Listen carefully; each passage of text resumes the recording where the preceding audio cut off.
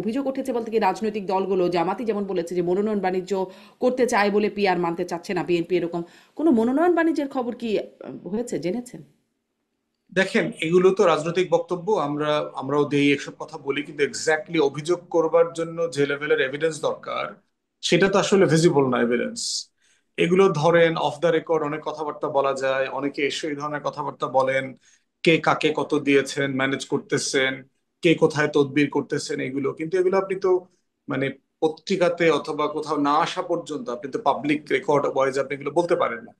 কিন্তু BNP of the record এই আলোচনাগুলো হয়েছে, শুনেছেন? দেখেন, এটা কোন জায়গা থেকে কতদূর পর্যন্ত যায় সেটা তো বলার সুযোগ নাই, বাট কোনো না কোনো লেভেলে তো এগুলোর লেনদেন হচ্ছে সার্টেনলি। কিন্তু দেখা যাচ্ছে যিনি নিচ্ছেন না তারও বদনাম হচ্ছে।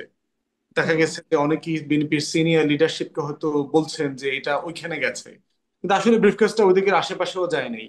এটা ভিতরের চাঁদাবাজরা মিলে নিজেরা নিজেরা ভাগ বাটোয়ারা করে নিয়ে গেছে আর কি, সেরকম হতে পারে। বিএনপির গঠনতন্ত্র মোতাবেক তাদের স্ট্যান্ডিং কমিটি হচ্ছে তাদের ইলেকশন বোর্ড, এটা হচ্ছে তাদের প্রসেস আর কি।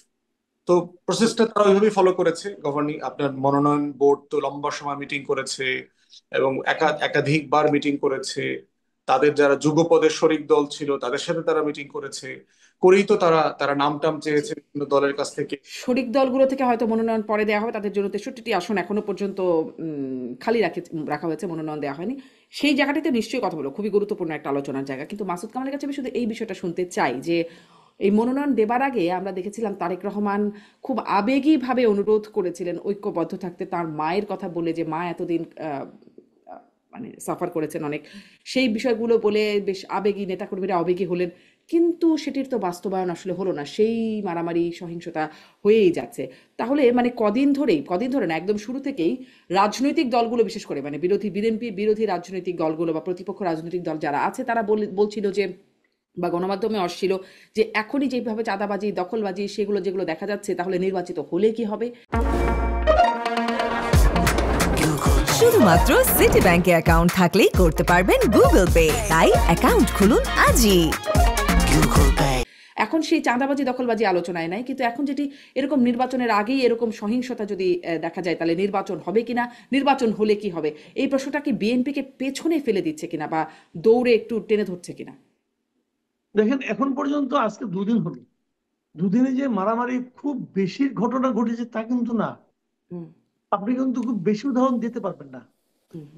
আর একটা জায়গায় দেখলাম যে ভাঙা আপনার মহাসড়ক, ওটাখানে আগুন টাগুন দিয়ে তারা করেছে, আপনার মানে একজন প্রার্থীর ব্যাপারে তার বিরোধিতা করেছে, সেটা স্থগিত করা হয়েছে। এবং এই মনোনয়নটা ওইটা একটা ঘটনা।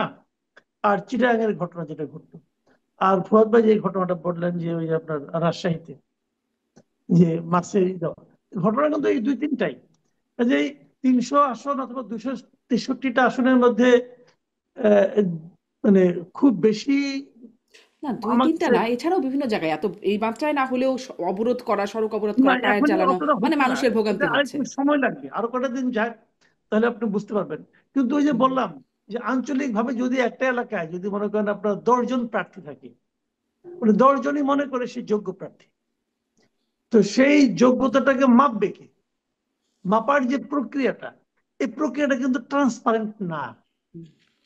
মাপার প্রক্রিয়া যদি ট্রান্সপারেন্ট হতো, যে কথাটা নাকি ফুয়াদ ভাই বললেন, যে যদি ওদের দলীয় কোনো হতো, ভোট হতো, দলীয় সমর্থকরা যদি ভোট দিয়ে বলতো যে আমার এলাকায় উনি প্রার্থী হতে পারবেন, অতটুকু গণতান্ত্রিক তো আমাদের দেশের দলগুলো হয় নাই এখন পর্যন্ত।